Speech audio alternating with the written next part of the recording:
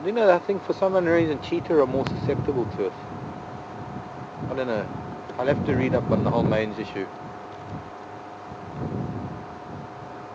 But I think in some cases it's treated.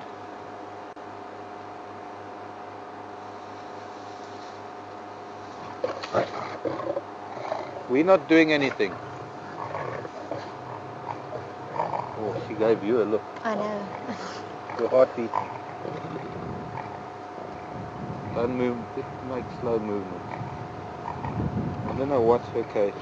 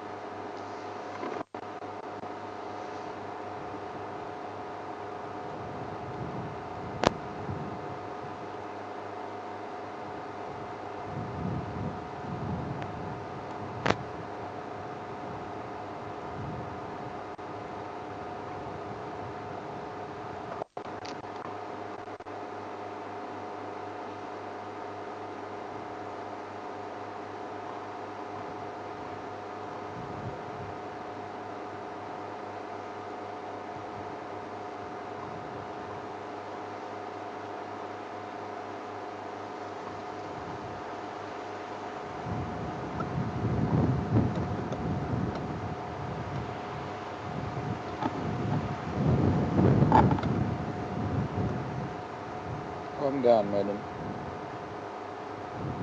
She's more cross with this one behind her, but she looks like she's taking it out on you. So she's directing her anger, looking at you, and she talks one.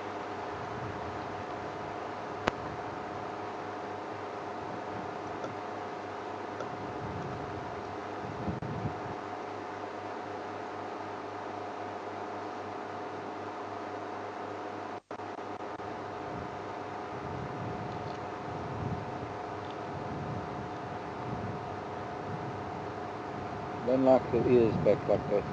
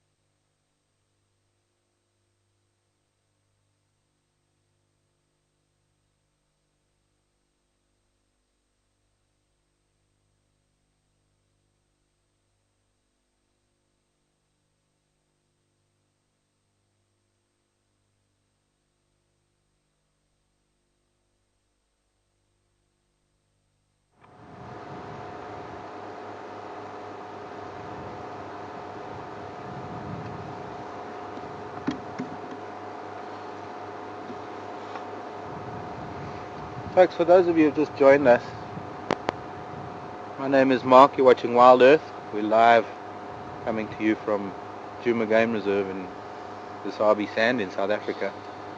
We're on the western boundary of the Kruger National Park. We're sitting with a pride of lion that brought down a zebra sometime probably late yesterday or during the night. It could have even been earlier than that, judging by the amount of activity that's taken place in the stomach contents of the zebra. Pride of lion like this have pretty much polished off the carcass. A few pieces of it left that can give an indication that it is a zebra. I'm seeing this pride for the first time, so I have to tell everybody I'm not too sure what the composition is. At the moment, a sort of wall-to-wall lion in a small area that we're doing, crowded under these trees. Everything from adult females to youngsters of about 6-8 months.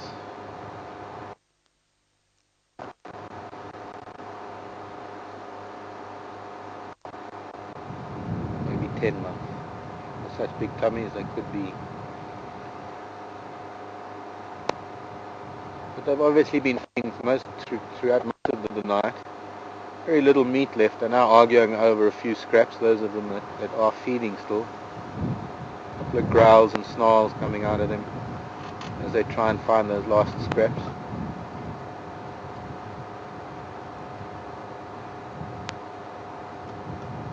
And we're very, very fortunate to have this. We've got a very cold, overcast, windy day here in the Sabi Sand after very hot temperatures for a couple of days.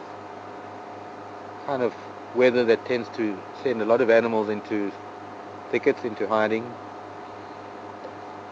only to find the pride of lion that we haven't seen for quite some time. It's been quite a while since we've had lion.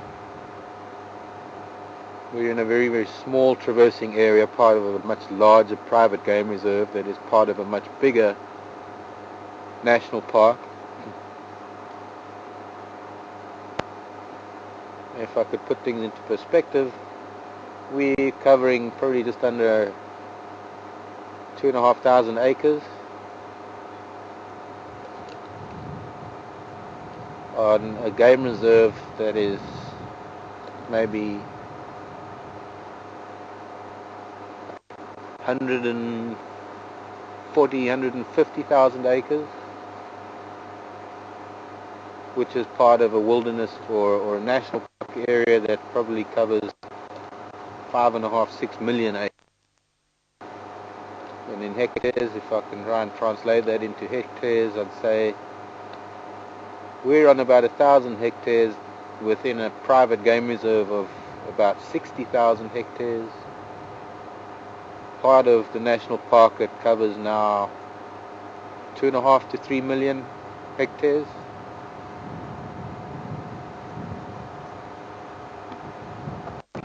Very, very big area. And since we can only cover a small portion of it, a lot of the time we're very dependent on animals moving into the area that we cover with our broadcasts, as opposed to us being able to follow animals endlessly. We've got to be conscious of broadcast quality and distances we can travel to our tower and back to our base, what we call final control.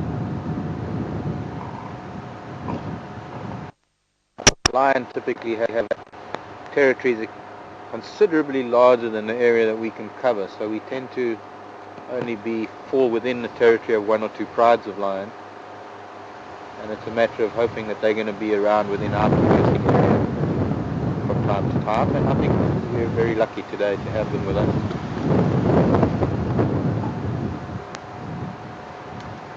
Yesterday we had one of our local leopards on a kill. She killed an impala with her 2 cubs. Today a pride of lion on a zebra kill. And for regular viewers who know that we can sometimes drive around for several hours, if not a day or 2, without seeing anything, to have so much activity is really, really special. I think if we had this kind of activity all the time, we'd all get a little bit blasé. It's those moments when we're driving around looking for animals and looking for tracks, trying to follow tracks, looking for signs of activity. It's those moments that make us appreciate this moment so much more. When we get to sit with an entire pride, we are relatively close to them. We first stopped a little bit further out and then came in a little bit closer when they were more relaxed. Since we've stopped where we are now, they've moved around a little bit. We have one adult that's come fairly close to us, this pelvic girdle and the hind leg of the zebra, and another adult female just off to her side that clearly not happy about the status quo at the moment. The ears are back. She's showing distinct signs of displeasure, and I think it's got something to do with the little feeding frenzy that just went on now. It's got something to do with this adult next to us feeding on the pelvis.